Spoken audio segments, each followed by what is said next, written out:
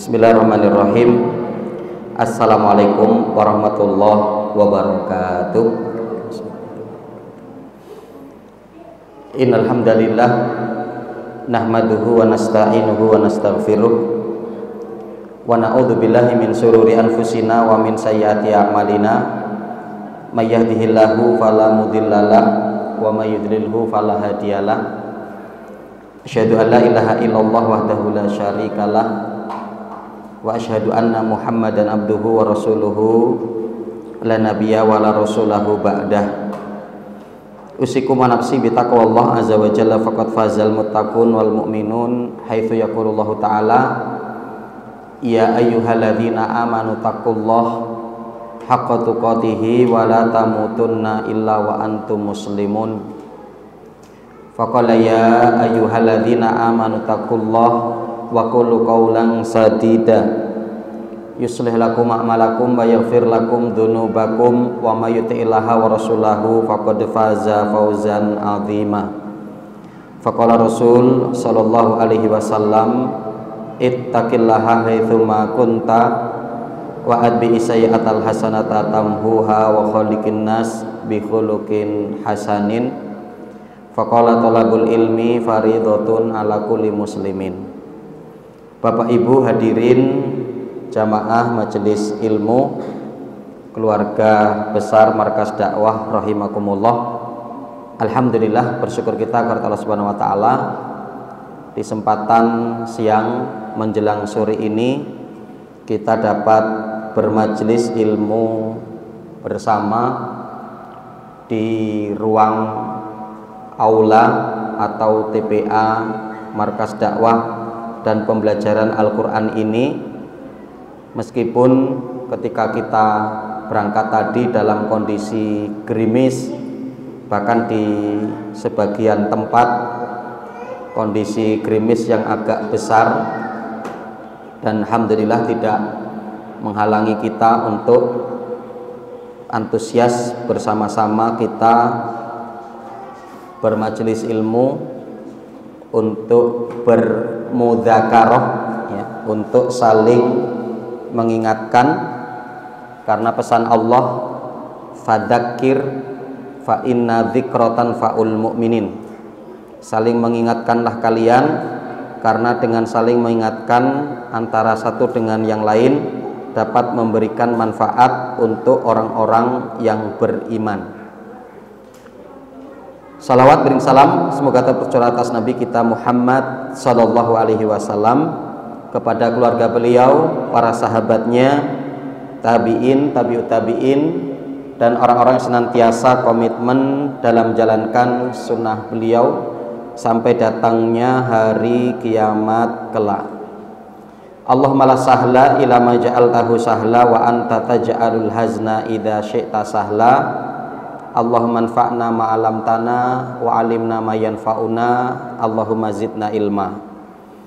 Bapak Ibu rahimani wa rahimakumullah, sebagaimana kita melihatnya di slide dalam kajian keluarga kita, insya Allah kita akan membahas terkait dengan prinsip-prinsip dalam rumah tangga, ya, prinsip-prinsip di dalam rumah tangga. Kita akan langsung di sini, ya. Berumah tangga adalah satu kemudahan dan kebahagiaan, ya. Jadi ini yang untuk menjadi pengawal, ya, pemula dari kajian kita ini, di mana kita untuk membangun satu prinsip bahwa berumah tangga itu adalah sesuatu kemudahan dan kebahagiaan, ya. Jadi di mana kita untuk tidak mempersulit di dalam rumah tangga kita, di dalam keluarga kita, yang tentunya adalah nanti kita akan melihat prinsip-prinsipnya, ya. Jadi kalau prinsip itu kan berarti sesuatu yang penting. Sesuatu yang penting dalam keluarga, dalam rumah tangga itu dijaga, maka berumah tangga itu sebetulnya mudah. Ya. Kenapa kemudian dalam berumah tangga itu sulit? Dalam berumah tangga itu seolah-olah menjadi satu yang berat. Ya. Karena diantaranya apa? Karena prinsip-prinsipnya tidak dijaga atau prinsip-prinsipnya itu tidak dijalankan. Ya. Nah, diantaranya Bapak Ibu rahimakumullah, kita mendapati apa yang disampaikan oleh Rasul yang pernah beliau sampaikan kepada Jabir bin Abdillah, ya, yaitu sahabat Nabi Shallallahu Alaihi Wasallam, ya, ketika dimana ya, Rasul Shallallahu Alaihi Wasallam berkata kepada Jabir bin Abdillah, wahai Jabir, apakah kamu sudah menikah? Ya, dimana Jabir mengatakan, sudah ya Rasulullah. Kamu menikahi gadis atau janda? Ya, maka Jabir kemudian mengatakan janda ya Rasulullah. Ya, maka kemudian Rasul Shallallahu Alaihi Wasallam mengatakan, kenapa engkau tidak menikahi wanita yang gadis saja? Ya, karena kamu nanti bisa bermain-main dengannya, kamu bisa bercanda dengannya, kamu bisa bergembira dan tertawa-tawa dengannya. Ya, karena nanti dalam konteks hadisnya itu alatula ibuha, ya, alatudohikuha, alatudaibuha. Ya. Jadi artinya di mana bahwa ketika kita mendapati ternyata konsep Nabi Shallallahu Alaihi Wasallam dalam pernikahan itu adalah satu yang menyenangkan gitu loh, satu yang menggembirakan, satu yang mudah dan gampang. Ya, nah sehingganya di mana untuk agar kita tidak untuk mempersulit, ya. Jadi sebetulnya konsepnya itu seperti itu, ya. Jadi kalau kita akan mengartikan tadi itu kan yang dikatakan oleh Rasul itu, ya kenapa kamu tidak memilih yang gadis, nanti kamu bisa bercanda dengannya, bermain-main dengannya, tertawa-tertawa dengannya. Berarti untuk menunjukkan bahwa konsep pernikahan itu adalah konsep bahagia, ya, konsep kegembiraan, konsep kesenangan, ya. Sehingga dimana bahwa untuk ya kita jadikan bahwa hal ini adalah sesuatu yang mudah, sesuatu yang gampang, yang karena kadang bahkan ada istilah yang disebutkan oleh para ulama, ya, sebenarnya agak kegedean Bapak ya, agak kebesaran, bisa diperkecil lagi Pak, ya. Jadi di mana bahwa sebetulnya terkait dengan perkara ini adalah perkara yang mudah. Kadang Bapak Ibu rahimakumullah, yang mempersulit itu justru adalah diri kita sendiri, ya. Yang mempersulit itu adalah diri kita sendiri, ya. Jadi contoh ketika kita melihat Amerika itu seolah-olah menakutkan karena kita yang membuat sendiri sebetulnya, itu kan. Oh, Amerika itu negara adidaya, Amerika itu negara kuat, negara yang persenjataannya lengkap, gitu kan. Sehingga dengan pembahasan kita sendiri yang menjadikan justru kita menjadi takut, gitu kan. Berarti negara hebat, gitu, negara kuat. Padahal mereka banyak kelemahannya sebetulnya, banyak kelemahannya dan banyak kekurangannya. Jadi kalau kita mengistilahkan, Amerika itu seperti kita, Amerika itu seperti negara kita juga, ya.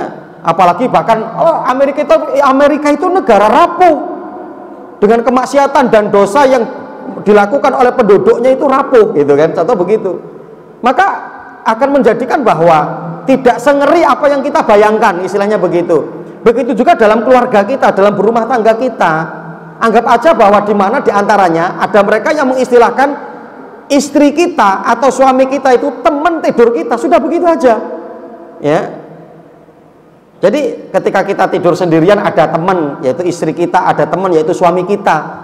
Nanti tidak kemudian, nanti dalam rumah tangga itu sulit. Bagaimana kalau suami yang kasar, suami yang kemudian lidahnya mungkin tajam, kemudian sebaliknya juga mungkin Bagaimana kalau kita nanti mendapati ada seorang istri yang tidak mau taat, ada seorang istri yang membangkang, istri yang tidak mau diatur, istri yang ngomongnya suka nyelekit dan seterusnya gitu.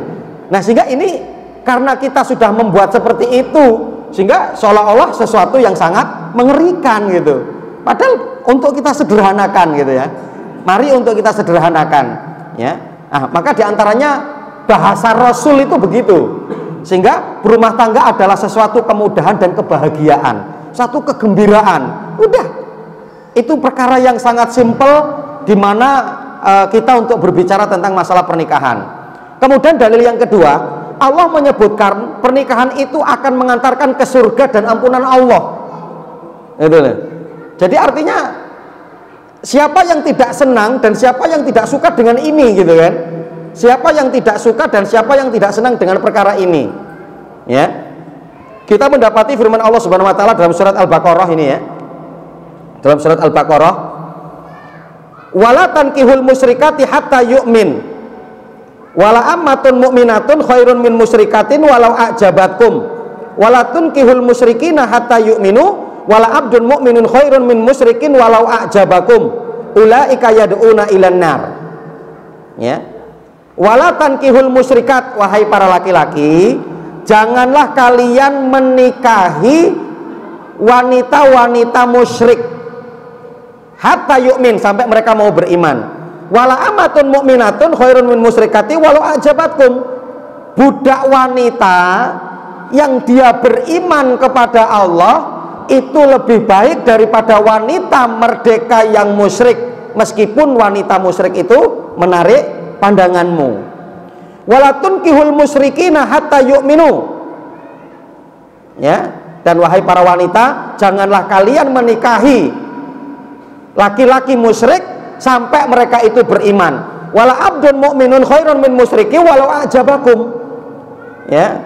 Dan laki-laki hamba sahaya itu ketika beriman lebih baik bagi kalian wahai wanita-wanita muslimah, ya, ketimbang kemudian laki-laki yang musyrik meskipun itu menarik pandanganmu. Kenapa? Ulaika yad'una ilan nar. Karena mereka itu menyeru kalian kepada neraka. Ya. Wallahu yad'u ilal jannati wal maghfirati biidnih. Dan sesungguhnya Allah Subhanahu wa taala mengajak kalian, menyeru kalian untuk ke dalam surganya dan ampunan Allah. Artinya apa? Kalau kalian itu menikah dengan pasangan yang benar, artinya bukan musyrik, gitu kan? Bukan kafir, ya. Maka apa? Ketika kita kemudian menikah dengan mereka, berumah tangga dengan mereka, berarti kita telah merealisasikan daripada janji Allah Subhanahu wa taala bahwa mereka itu akan menyeru kita kepada surga dan ampunan Allah atas izin Allah. Ya. Jadi masa kita tidak senang toh? Masa kita tidak suka toh dengan pernikahan ini membawa kepada surga, membawa kepada ampunan Allah, selagi bahwa kita nikahnya dengan wanita muslimah, nikahnya kita dengan laki-laki yang muslim. Ya. Karena hanya saja akan mengajak kepada neraka kalau kita menikah dengan wanita musyrik, atau kemudian wanita kafir, atau laki-laki musyrik atau laki-laki kafir. Ya, yang sehingganya apa? Wah, ini terbuka pahala besar di depan kita ketika kita menikah dengan seorang muslim, apalagi itu adalah muslim yang baik. Masya Allah. Gitu ya. Yang sehingga dalam surah Al-Baqarah di 221 ini untuk menunjukkan berumah tangga itu adalah sesuatu kemudahan, berumah tangga itu adalah sesuatu kebahagiaan, berumah tangga itu adalah sesuatu yang menyenangkan. Ya. Selain bahasa Rasulullah tadi yang disampaikan kepada Jabir bin Abdillah, begitu juga apa? Allah Subhanahu wa taala menyebutkan karena menikah dengan pasangan yang benar, pasangan yang baik itu akan mengantarkan kita kepada surga dan ya akan mengantarkan kita kepada ampunan Allah Subhanahu wa taala. Bapak Ibu rahimani wa rahimakumullah, semua ini akan kemudian menjadi satu kegembiraan, satu kebahagiaan, satu kegembiraan, ya, suatu kesenangan. Dalam konteks apa?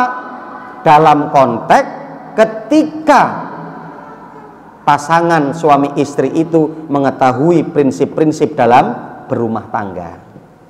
Kenapa kemudian menjadi berat? Karena mereka nggak ngerti prinsip-prinsipnya, ya, sehingga menjadi beban, menjadi tekanan, menjadi kegelisahan, ketidaknyamanan, ya.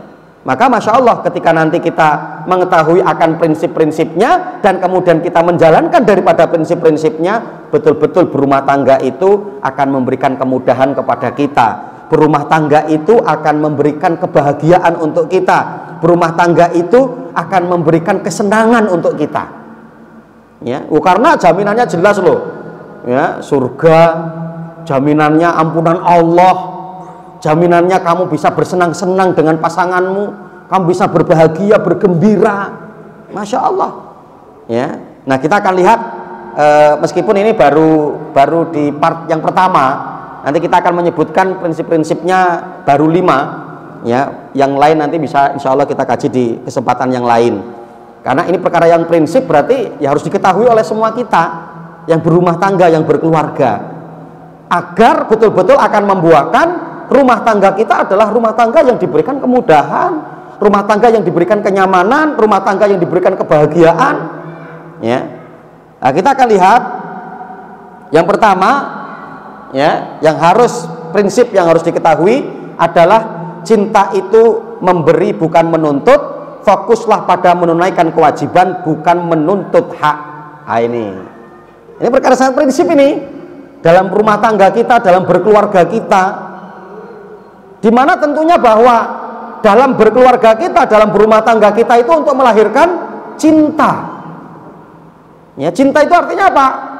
Kecenderungan, muyulah, ya, yang tentunya ketika kita ini sudah dijodohkan oleh Allah, bahkan sudah memiliki anak, jadi konsep untuk physically itu sudah bukan zamannya kita. Ustadz, saya tidak suka dengan istri saya karena istri saya kurang cantik. Udah bukan zamannya. Anaknya sudah 5 kok ngomong gitu ya. Ya, sebelum punya anak lah kalau mau ngomong kayak gitu, istilahnya begitu loh, ya. Begitu juga bukan zamannya sudahan seorang istri kok bilang, ya saya nggak senang sama suami saya kurang ganteng, itu udah bukan zamannya, ya. Nah, di mana Pak? Karena pada proses-proses pernikahan itu, ya, untuk tidak boleh adanya satu bentuk paksaan, ya. Artinya bahkan dalam istilah ta'aruf itu ada feel-nya tidak gitu loh, ada feel-nya tidak gitu. Jadi ketika dinadorkan kayak mana? Antum ada feel-nya tidak sama dia, akhwatnya juga antum ada feel-nya enggak sama si fulan? Oh ada Ustadz, insya Allah. Ya udah, kalau enggak usah. Kalau semuanya enggak ada kemuyulah, kecenderungan, enggak usah, ya, enggak usah, ya. Nah, di mana Pak? Karena ketika nanti kemudian dijodohkan, maka untuk timbulnya rasa cinta, ya, itulah yang disampaikan oleh Nabi Shallallahu Alaihi Wasallam, yang dimana Rasulullah mengatakan, ya, saya tidak melihat seseorang itu yang memiliki kecintaan yang sempurna kecuali dalam pernikahan, ya. Maro'aitu lil mutahabbaini mislan nikah, kata Rasulullah. Saya belum pernah mendapati adanya seorang yang memiliki rasa cinta dan kasih sayang yang serius kecuali dalam pernikahan. Artinya apa? Kalau ada seorang yang mengatakan cinta, sayang, belum menikah, itu adalah ucapan yang dusta, pasti, ya. Nah, sehingga apa? Dalam pernikahan itu memang untuk melahirkan cinta, dan cinta itu konsepnya adalah memberi bukan menuntut, ya. Jadi artinya sudah tidak ada lagi kemudian permintaan kita, ya kamu harus perhatian kepada saya, kamu harus menyayangi saya, kamu harus, nggak begitu. Tapi kita berikan, ya. Yang untuk kita konsentrasikan adalah kita untuk memberi. Fokuslah pada menunaikan kewajiban kita, bukan kita untuk menuntut hak. Ya, kenapa? Karena yang akan dimintai pertanggungjawaban dari kita di hadapan Allah itu kan bukan ketika kita tidak mendapatkan hak kan, tapi kewajiban kita yang harusnya kita berikan itu sudah ditunaikan atau belum, itu yang akan ditanya oleh Allah. Ya, itu yang akan ditanya oleh Allah. Kamu sudah nafkahi istrimu belum? Ya, kamu sudah jaga istrimu belum? Kamu sudah didik istrimu belum? Kamu sudah kasih tahu istrimu belum? Ya, mungkin bagi seorang wanita kemudian kamu sudah taat kepada suamimu belum? Kamu sudah memberikan usaha yang maksimal belum untuk mengabdikan kepada suamimu dan seterusnya. Yang akan ditanya oleh Allah itu nanti adalah itu, bukan kemudian dulu kamu dinafkahi sama suamimu enggak, bukan itu. Ya, dulu istrimu taat sama kamu enggak, bukan itu yang akan ditanya. Tapi yang akan ditanya oleh Allah adalah kewajiban-kewajiban kita sudah ditunaikan dengan benar atau belum. Ya, dan Bapak Ibu rahimakumullah, ya, yang perlu juga diantaranya untuk kita perhatikan adalah fokus di mana kita untuk memberi. Ya, konsep pertama yang untuk kita utamakan adalah kewajiban. Ya, bolehnya seorang laki-laki untuk menuntut dari istrinya yang menjadi kewajiban dia, tapi tidak boleh menuntut yang bukan kewajiban. Begitu juga bagi seorang istri untuk menuntut dari seorang suami apa yang menjadi kewajiban suami. Jangan menuntut yang bukan kewajiban suami. Kadang yang menjadi masalah itu karena apa? Adanya tuntutan yang bukan menjadi kewajiban. Contohnya apa? Ya, contohnya ketika seorang istri meminta kepada suaminya, "Mas, ya bapak saya juga dikasih nafkah dong, ibu saya juga dikasih nafkah dong." Itu bukan kewajiban suami. Ya, kalau Mas ada, dibantu bapak saya, dibantu ibu saya dalam kondisi kesusahan. Kalau ada, ya. Jadi kadang yang terjadi adalah menjadi percekcokan di rumah tangga itu karena adanya yang menuntut yang bukan wajib. Ya, yang bukan menjadi satu kewajiban. Seolah-olah yang bukan menjadi kewajiban ingin diposisikan menjadi wajib. Ini kan sesuatu yang berat. Ya. Nah, maka awal sunnah itu kan tambahan, istilahnya begitu ya. Sunnah itu kan tambahan. Ketika wajib sudah selesai, maka untuk menunaikan yang sunnah. Ya, nah ini untuk menjadi satu pelajaran ya, untuk menjadi satu pelajaran bagi kita. Ya, jadi itu yang pertama, prinsip-prinsip yang perlu kita pahami dalam rumah tangga kita adalah untuk bisa saling menimbulkan rasa cinta, dan cinta itu konsepnya untuk memberi bukan menuntut. Fokuslah pada menunaikan kewajiban, bukan menuntut hak.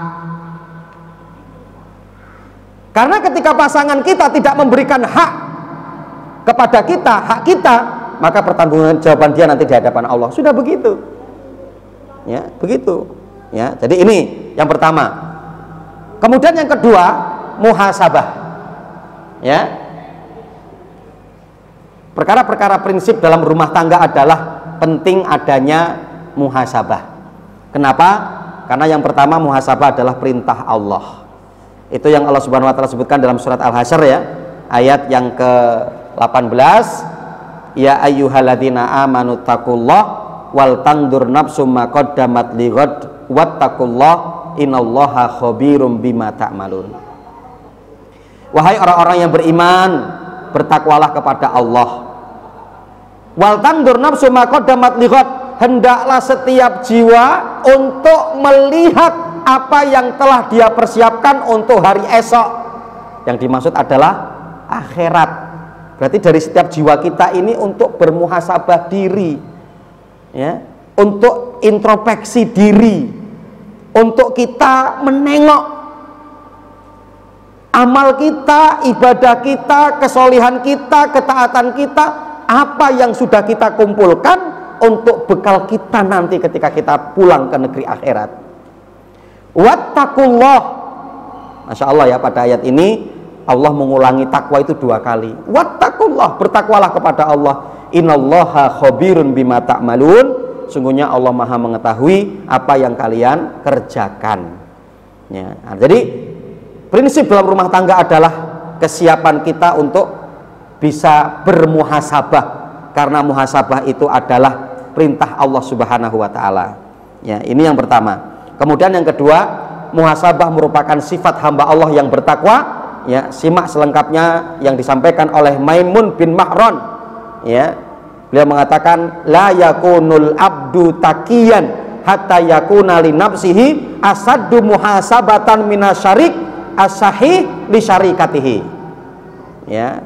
Jadi Imam Maimun bin Mahran mengatakan, tidaklah seorang hamba itu dapat menjadi hamba yang bertakwa sampai dia dapat menjadikan muhasabah itu perkara yang dia pentingkan dalam kehidupannya melebihi 2 orang yang bersarikat untuk berbisnis. Ya, Masya Allah ya, kadang kan gitu ya, orang yang bersarikat untuk berbisnis itu untuk bermuhasabah, hitung-hitungannya itu sangat jeli banget gitu kan. Ya, untuk mungkin setiap bulan laporan, ya, atau bahkan mungkin belum sampai 1 bulan, setengah bulan, biar nggak kelamaan. Wah, itu dihitung dari modalnya berapa, keuntungannya berapa, untuk operasional berapa, itu kan. Nanti kemudian ada keuntungan berapa, bisa dibagi, ya, berapa persen sesuai dengan perjanjian, ya. Contoh kan seperti itu gitu ya. Nah, kita ketika menjadi hamba Allah yang bertakwa kepada Allah, untuk bermuhasabah itu seharusnya lebih daripada itu. Ya, harusnya itu lebih daripada itu. Karena apa? Dalam rangka untuk meraih daripada ketakwaan kita kepada Allah. Nah, ini yang kedua. Adapun yang ketiga, buah manis dari muhasabah adalah taubat. Ya, buah manis ya dari muhasabah itu adalah taubat. Sehingga apa? Ketika adanya muhasabah, kita tahu kelemahan kita, kita tahu kekurangan kita. Ya. Ketika seorang melakukan muhasabah, maka akan tampak jelas di hadapannya atas dosa-dosa yang dilakukan. Artinya kesalahan-kesalahan yang dilakukan. Bagaimana mungkin seorang anak cucu Adam dapat melihat dosa dan aibnya tanpa melakukan muhasabah? Ya, bahkan Bapak Ibu rahimakumullah, ya, untuk berani ya mengatakan pada pasangannya, apa kekuranganku selama menemanimu. Luar biasa itu. Kalau bisa sampai pada konsep ini gitu loh. Ya, kita sampaikan kepada pasangan kita, kepada istri kita, kepada suami kita, apa kekuranganku selama menemanimu. Ya. Jadi kalau sungkan untuk menyampaikan, tulis. Kita sering WA kok, gitu kan? Dek, WA kan kekurangan mamas. Ya, Mas, WA kan kekuranganku Mas. Ya. Jadi kalau dalam sebuah keluarga rumah tangga keterbukaan itu sampai seperti ini, ya insya Allah. Sehingga ketika kemudian tahu informasi dari istrinya, kekurangannya ini, maka konsekuensi dari muhasabah kan adanya taubat. Taubat itu untuk merubah diri, ya kan gitu kan? Taubat itu untuk merubah diri, berusaha untuk semaksimal merubah apa yang kemudian menjadi kesalahan, apa yang menjadi kekurangan untuk bisa disempurnakan. Ya, nah maka perkara nomor 2 yang sangat prinsip dalam rumah tangga kita, dalam keluarga kita adalah untuk bermuhasabah. Ya, untuk bermuhasabah. Ini yang kedua. Yang ketiga, saling menutupi aib. Ya, saling menutupi aib. Ya. Kita mendapati firman Allah Subhanahu wa taala itu sangat jelas ya. Ya, sebagaimana dalam Al-Qur'an surat Al-Baqarah di ayat 187, hunna libasul lakum wa antum libasul lahun. Ya, istri kalian itu wahai para laki-laki pakaian bagi kalian, wahai para wanita suami itu pakaian bagi kalian. Berarti apa? Pakaian itu untuk menutupi. Ya, maka jangan mudah kita untuk kemudian ya cerita kepada rekan kerja, cerita kepada rekan taklim, cerita kepada bahkan mungkin sampai kepada orang tua. Jangan sampai. Urusan keluarga kita, urusan rumah tangga kita adalah kita. Jangan sampai kemudian sampai ke orang tua. Karena kalau sudah sampai ke orang tua ini akan menjadi badai yang besar. Ya.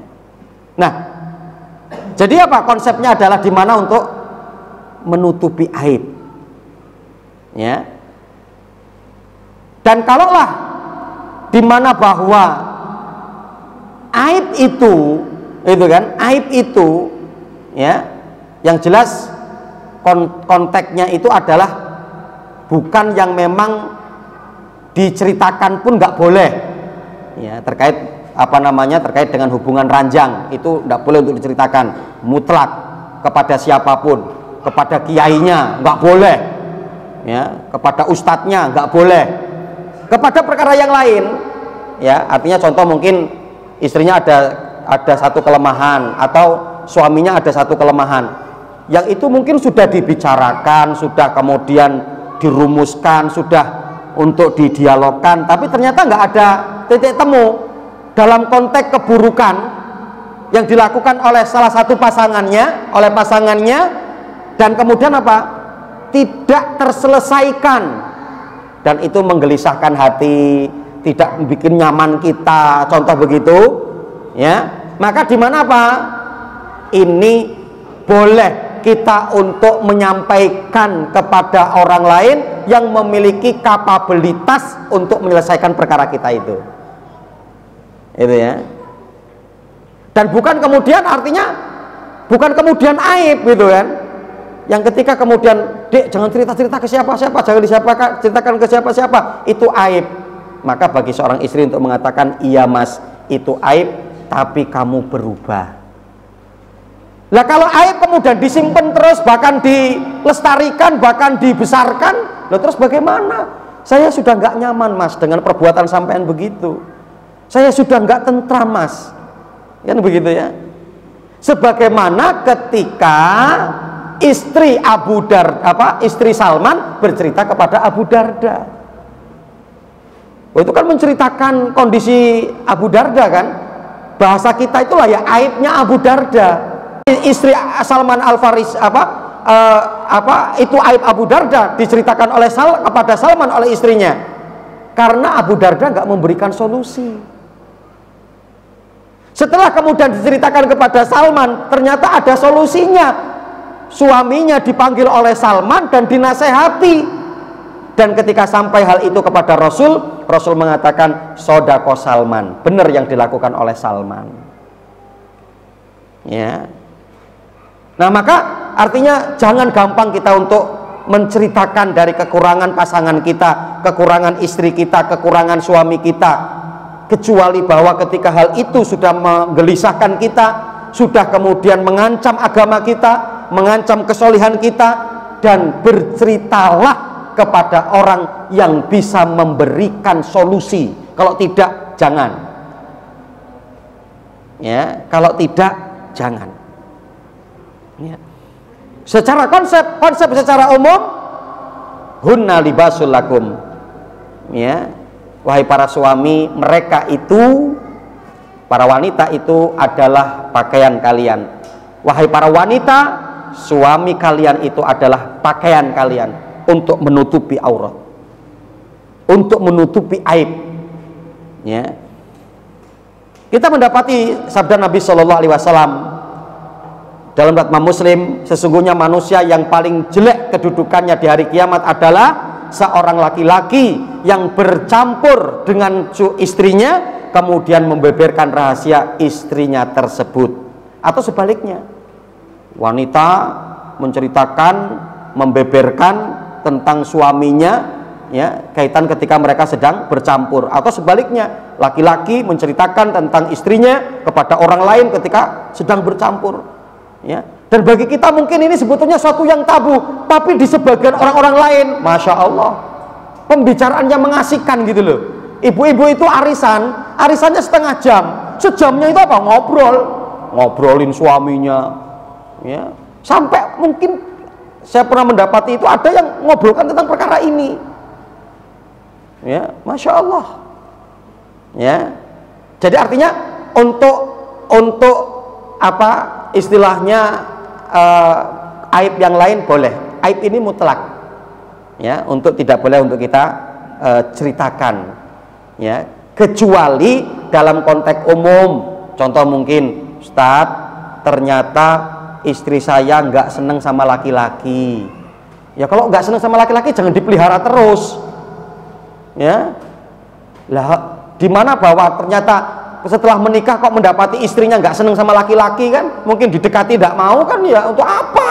Untuk pajangan, untuk bantu nyetrika, untuk hanya, atau sebaliknya, Ustadz, ternyata suami saya nggak seneng sama perempuan, ya, senengnya sama siapa? Ya sama Mas Fulan, sama Kak Fulan, sama gitu kan, ya, terkait dengan perkara seperti ini, ya. Makanya tadi konsepnya, kalau sampai menggelisahkan hati, sampai apa tidak menenteramkan hati, sampai mengancam agama kita, mengancam kesolehan kita. Tapi kalau belum, mari untuk diselesaikan berdua, selesaikan, ya. Nah ini. Kemudian berikutnya adalah Rasul Shallallahu Alaihi Wasallam bersabda, tidaklah seorang hamba menutupi aib seorang hamba yang lain di dunia, melainkan Allah akan menutupi aibnya di hari kiamat, ya.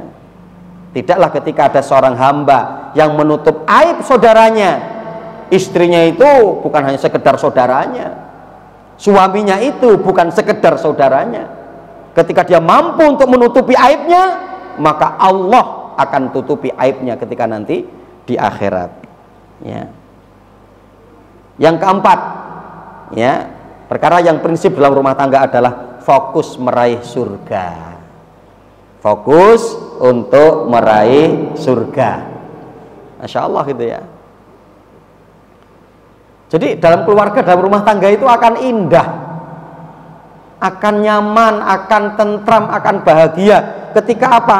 Ketika bersama-sama fokus untuk meraih surga, meraih jannahnya Allah, kehidupan kebahagiaan di akhirat yang durasinya akan kekal, ya. Bahkan kalau Dr. Shalih bin Fauzan itu, ya, menyebutkan dalam kitab Tauhid, ya, walaisa minal akli, ya, dan bukan termasuk orang itu berakal, memiliki akal yang sehat, di mana apa? Dia memilih yang fana dari yang kekal, ya. Jadi sudah jelas kehidupan dunia itu sementara, kehidupan akhirat itu kekal. Lah kok masih memilih yang sementara, ya. Dr. Shalih bin Fauzan mengatakan apa? Walaisa minal akli, ini orang nggak berakal. Yang seharusnya apa? Kita untuk lebih memilih yang kekal, ya. Ya sehingga apa? Fokus untuk meraih surga kita ini, ya. Maka saya sering dalam kajian-kajian itu untuk menyampaikan, kalau hanya di dalam kehidupan kita ini hanya untuk mencari kehidupan kebahagiaan di dunia, gampang insya Allah. Tapi menjadi PR kita itu kan, kita untuk mencari kebahagiaan bukan hanya di dunia, tapi sampai di negeri akhirat, ya. Nah, fokus untuk meraih surga. Di dunia ini adalah lahan kita untuk meraih surga dengan amal soleh yang kita kerjakan, dan diantaranya amal itu adalah berkeluarga, berumah tangga. Wah, ini amal soleh yang dahsyat, ya, amal soleh yang sangat dahsyat berumah tangga itu, ya. Bahkan saya pernah ditanya oleh seorang teman gitu, Ustadz, ketika kita jauh dari istri kita, ya, bukankah ketika kita memikirkan dia itu berpahala? Iya. Jadi jauhnya memikirkannya itu saja berpahala, apalagi ketika dekat. Apalagi ketika dekat, jauhnya saja itu berpahala. Ya, jadi ketika jauh itu kan memikirkan anak, memikirkan istri, pahala itu. Memikirkan suami, ya, suami saya lagi ngapa di sana? Apa dia sudah makan? Dia sudah mandi belum? Kadang kalau perempuan kan pikirannya begitu kan gitu ya. Apalagi ketika anduknya ketinggalan gitu, wah gelisahnya luar biasa gitu ya. Ya, ternyata bepergian keluar kota, anduknya ketinggalan itu aja. Waduh, ini kayak mana nanti istri suami saya? Apa dia nanti bisa beli anduk sendiri gitu kan? Ya, nah ini. Kita melihat bahwa dunia ini adalah lahan kita untuk meraih surga dengan amal soleh yang kita kerjakan, dan diantaranya amal soleh itu adalah dengan berkeluarga. Dalilnya jelas itu dalam surah Az-Zukhruf ayat 72, watilkal jannatul lati uristumuha bima kuntum ta'malun. Dan itu adalah surga yang aku wariskan kepada kalian disebabkan karena apa yang kalian kerjakan dulu ketika di dunia. Ya, jadi jelas bahwa ya amal kita menjadi penyebab ya untuk kita dimasukkan ke dalam jannahnya Allah. Dan di dalam berkeluarga tertumpuk amal kebaikan yang cukup luar biasa. Ya. Bahkan ketika mungkin, Dek, ini di belakang gatel, garuin, pahala, masya Allah, gitu loh, pahala. Ya, meskipun bisa kadang orang kan di pintu ya, di pintu itu srek gitu. Ya, bisa, tapi jangan membuang kesempatan pahala untuk istri kita gitu loh. Dek, tolong Dek, udah gatel banget gitu, digaruk kurang ke bawah, ya, kurang kiri, masya Allah gitu loh, itu pahala itu, ya, pahala. Ya. Ya. Kemudian Rasul Shallallahu Alaihi Wasallam bersabda, ya, di dalam hadis riwayat Imam Tabrani, dalam Ausad dan Al Hakim dalam Al Mustadrak, disahihkan oleh Syekh Albani dalam Al Silsilah As-Sahihah. Rasul Shallallahu Alaihi Wasallam bersabda, apabila seorang hamba menikah, terpenuhilah separuh agamanya, maka hendaklah ia bertakwa kepada Allah di separuh agama yang lain. Idza tazawwajal abdu faqad istakmala nisfal iman falyattaqillaha linisfil baqi. Ya, karena di dalam pernikahan kita masya Allah setengah agama. Ya, setengah agama yang lain dicari di mana? Di luar nikah. Ya, dakwah, amar ma'ruf nahi mungkar, sedekah, infak. Ya, dengan ketika kemudian saya terima nikahnya, ya, fulana binti fulan dengan mas kawin tersebut dibayar tunai, sah, masya Allah, langsung pahala setengah. Wah, sampai ininya rubuh nih. Ya, ya. Jadi di mana bahwa ya gampang kita untuk meraih surga, ya, ketika kita berumah tangga. Ya. Dalam surat At-Tahrim, ya, Allah Subhanahu wa taala menyebutkan, ya ayyuhalladzina amanu qu anfusakum wa ahlikum naro. Wahai orang-orang yang beriman, wahai para laki-laki yang beriman, jagalah dirimu dan keluargamu dari api neraka. Maka berarti apa? Ketika kita berusaha menyelamatkan diri kita, keluarga kita dari api neraka, berarti apa? Bagi kita balasannya surga.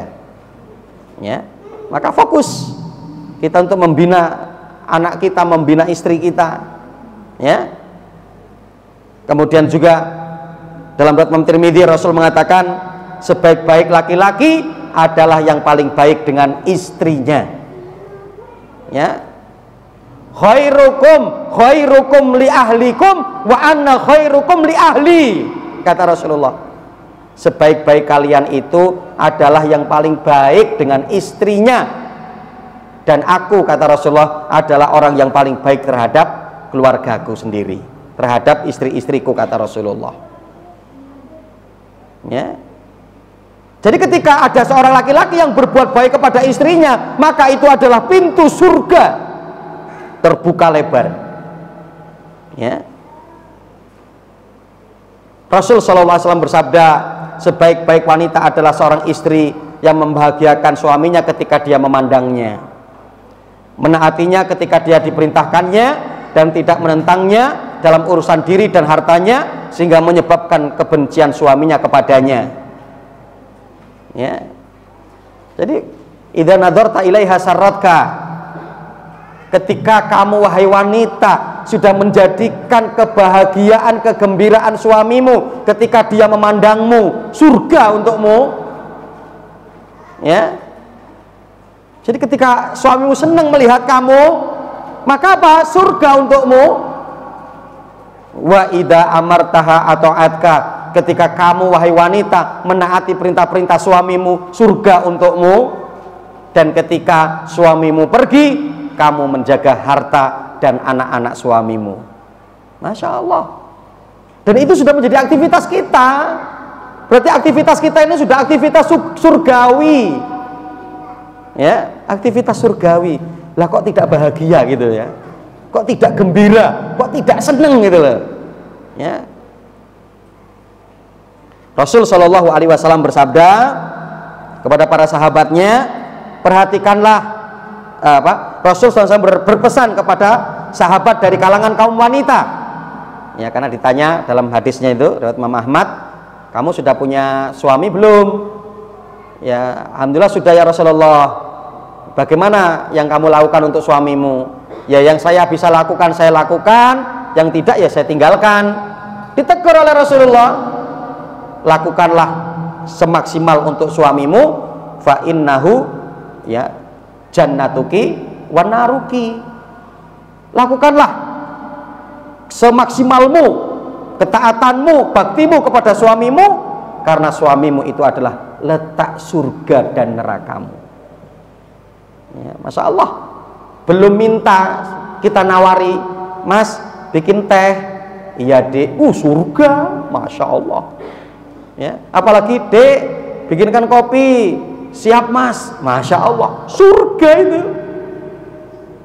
Ya, dan itu sudah menjadi aktivitas harian kita, insya Allah. Ya, bahkan nggak perlu disuruh, sudah menjadi rutinitas. Pagi itu ngopi, pagi itu ngeteh, ya. Mungkin dibuatkan pisang goreng, Masya Allah itu ya. Ya. Rasul Shallallahu Alaihi Wasallam bersabda, sekiranya aku boleh memerintahkan seorang sujud kepada orang lain, maka akan aku perintahkan seorang istri untuk sujud kepada suaminya. Sekiranya seorang suami memerintahkan istrinya untuk untuk pindah dari gunung ya Ahmar menuju gunung Aswad, atau dari gunung Aswad menuju gunung Ahmar, maka ia wajib untuk melakukannya. Ya, jadi kalaulah boleh seorang itu untuk sujud kepada yang lain, Rasulullah mengatakan, aku akan perintahkan pertama kali seorang wanita untuk sujud kepada suaminya. Artinya kebaktiannya itu, berbuat baktinya itu akan bernilai pahala. Ya. Dan ini Rasul Shallallahu Alaihi Wasallam terakhir mengatakan, ala ukhbirukum binisaikum fil jannah, maukah aku beritahukan ciri-ciri wanita kalian, istri kalian yang akan menjadi penghuni surga. Ya. Kemudian Rasulullah mengatakan, kullu wadudin walud, setiap wanita yang penyayang dan dapat melahirkan anak, ya, itu adalah wanita surga. Ya.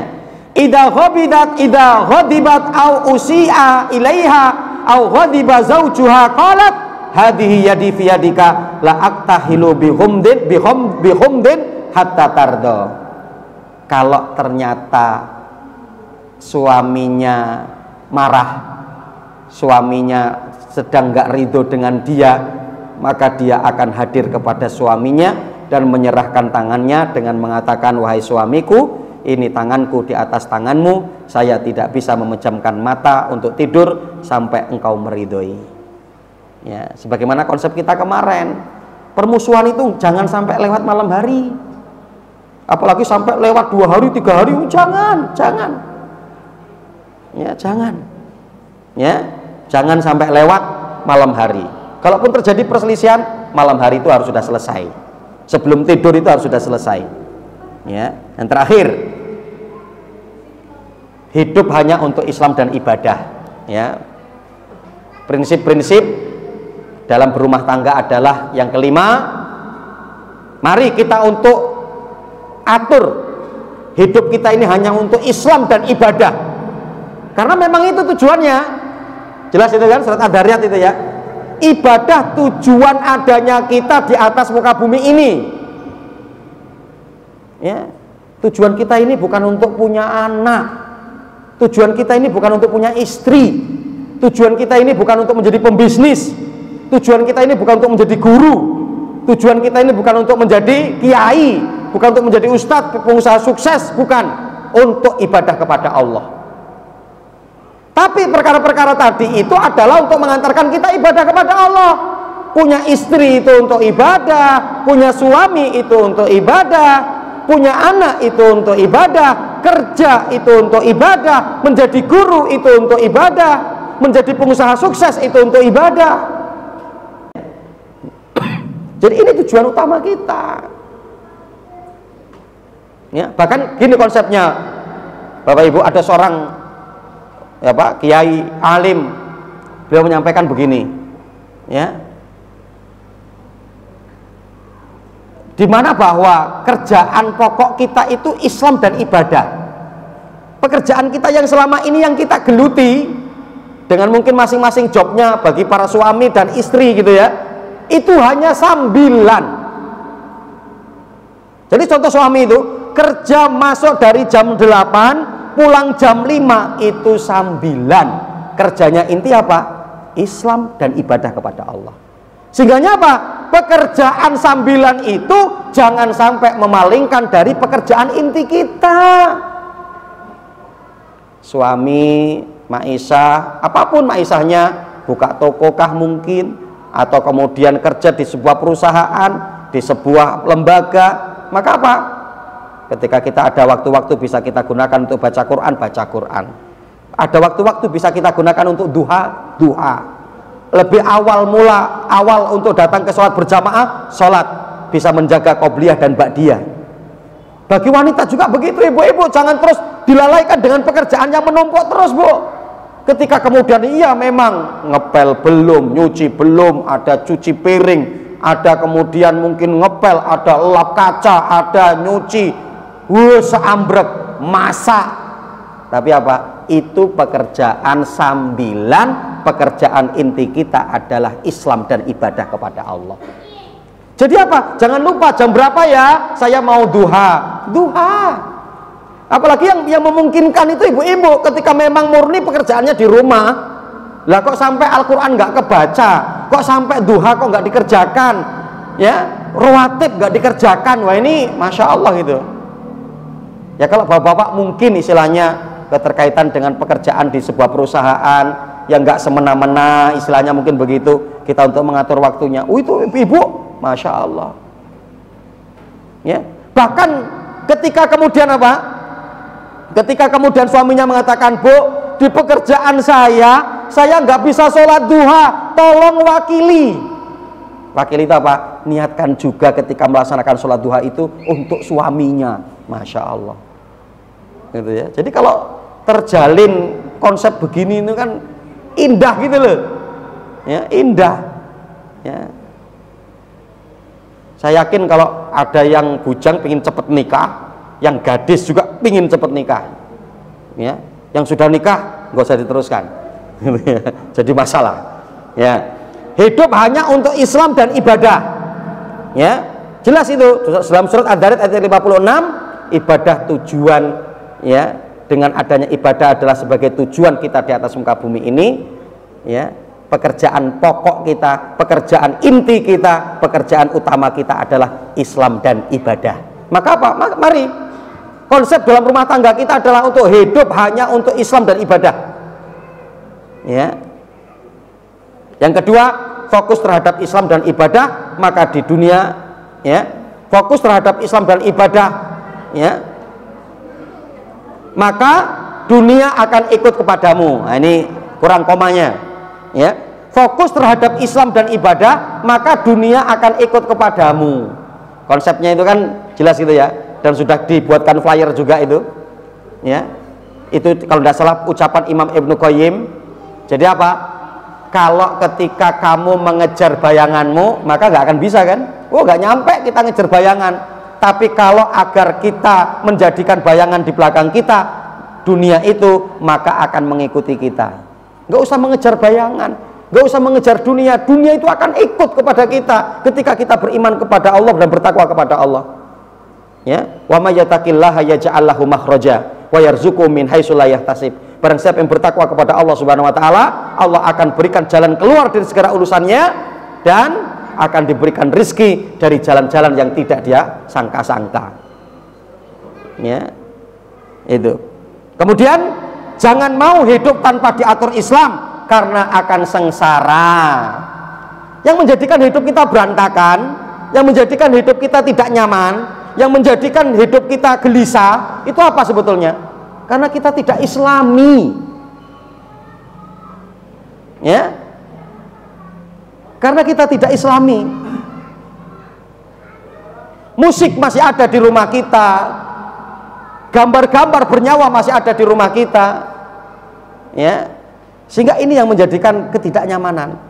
Maka jangan mau hidup ya tanpa diatur Islam, karena ketika hidup tidak diatur dengan Islam, pasti kita akan sengsara. Ya. Konsep rizkinya Rasul hanya cukup, sehingga Rasul tidak mewariskan sesuatu. Rasulullah tidak mewariskan. Jadi artinya apa? Dengan ketika kita hidup ini hanya untuk Islam dan ibadah, ternyata Allah memberikan rezeki kepada kita hanya cukup, itu pun adalah konsep yang dilakukan oleh Rasulullah. Jadi kita udah nggak perlu khawatir itu. Apalagi ketika kita memiliki simpanan, punya kambing, punya sapi, punya rumah, punya tanah, punya sawah, Masya Allah. Ya, lah kok kita masih belum nyaman gitu loh, kok kita masih belum tentram, ya, karena konsep rezeki Rasul hanyalah cukup, ya, kifafan. Rezeki Rasulullah itu adalah kifafan, cukup, ya. Apalagi ketika kita diberikan kelebihan oleh Allah, maka melebihi daripada Nabi Shallallahu Alaihi Wasallam. Nah ini Bapak Ibu rahimakumullah, alhamdulillah selesai sudah kajian kita, dan jam 3 ya, pas pukul 3 ya, baru 5. Insya Allah di pertemuan-pertemuan berikutnya nanti bisa kita kaji di poin-poin yang lain, karena ini perkara sangat penting. Prinsip, kalau kita nggak mengenal ini dalam rumah tangga kita, ya akan menjadi masalah. Tapi kalau kita mengenal perkara ini, insya Allah ya, rumah tangga kita akan diberkahi oleh Allah, diberikan kemudahan, diberikan kebahagiaan. Wallahu ta'ala alam.